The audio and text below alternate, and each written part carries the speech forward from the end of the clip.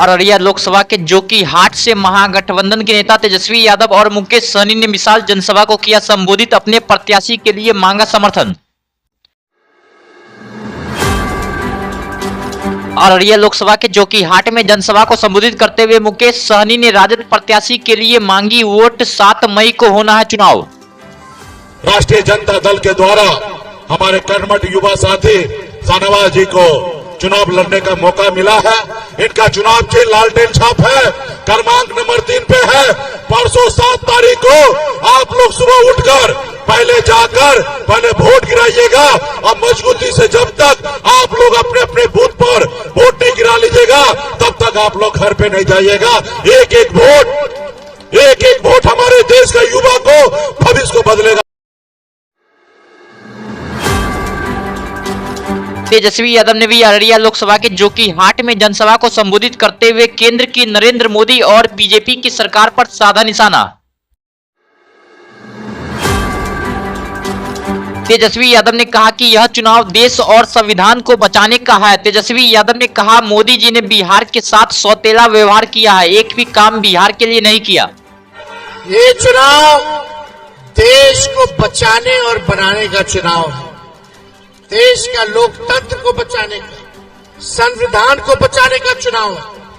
मोदी जी 10 साल प्रधानमंत्री रहे, एक वादा जो उन्होंने किए थे पूरा नहीं किया। बिहार के साथ तो सौतेला व्यवहार किया, एक काम नहीं किया गया। लोकसभा चुनाव से पहले लालू यादव को लगा बड़ा झटका। लालू यादव के खास और पूर्व सांसद प्रभुनाथ सिंह के पुत्र ने आरजेडी पार्टी के खिलाफ फूंका बिगुल। रणधीर कुमार सिंह ने आरजेडी पार्टी से त्यागपत्र देने के ऐलान करने के साथ ही कहा वह अब महाराजगंज से चुनाव नहीं लड़ेंगे और इंडी गठबंधन के प्रत्याशी को हराने के लिए पूरी ताकत झोंक देंगे। रणधीर के लिए अब जीवन में विधायक और सांसद बनना अहमियत नहीं रखता, राजद और महागठबंधन को समाप्त करना। इसके लिए हमने निर्णय लिया है। आने वाले जो 6 तारीख को हमने नामांकन का अपना बात कहा था, हम 6 तारीख को नामांकन नहीं करेंगे। रणधीर कुमार सिंह ने लालू यादव पर भी लगाए बड़े आरोप। सूत्रों के मुताबिक 14 मई को हजारों समर्थकों के साथ जदयू में हो सकते हैं शामिल। बिहार के मुख्यमंत्री नीतीश कुमार ने समस्तीपुर से एनडीए के उम्मीदवार शांभवी चौधरी के समर्थन में किया जनसभा। लोगों से शांभवी चौधरी को जिताने की अपील।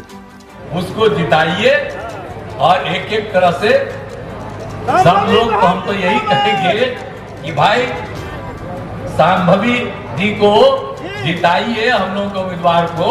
अगर जिताइएगा ना तो हाथ उठा के बताओ, जिताइएगा रे नीचे का पूरा करो। आप तो जिताने की बात कर दी तो बहुत।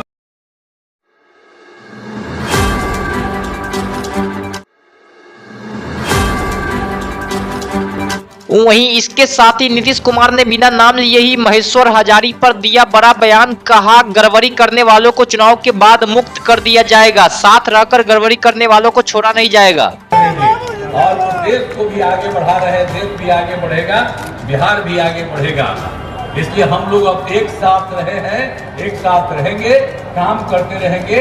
और कोई बाएं दाएं हम लोगों के उम्मीदवार के खिलाफ यहाँ पर गड़बड़ कोई कर रहा है तो चुनाव के बाद उससे हम मुक्ति ले लेंगे। कोई गड़बड़ करेगा हम नहीं छोड़ने वाले।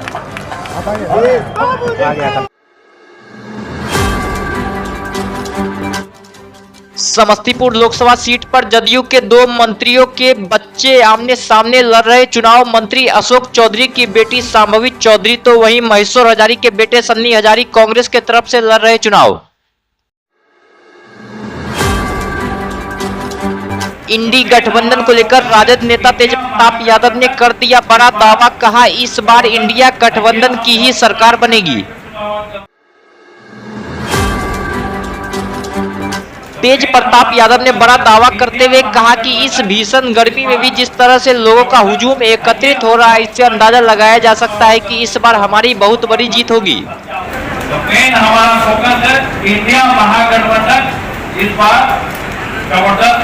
ये हम भविष्यवाणी करते हैं कि चुनाव जब बहुत बड़ा घट है, हमारा भविष्यवाणी सच्चा होता है। ये चीज के लिए